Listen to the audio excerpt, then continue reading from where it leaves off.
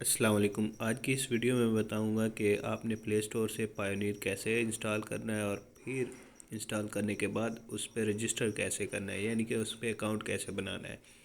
उस पर अकाउंट बनाने का सिंपल तरीका है। जैसे आप और दूसरे अकाउंट्स बनाते हैं, उस पर आपने एज अ फ्रीलांसर या as a personal business register करना है। रजिस्टर करने के बाद आपने वो आपसे 2 से 3 दिन का टाइम लेते हैं। 2 से 3 दिन के बाद आपका अकाउंट बन के आपको वेरीफाई हो जाता है।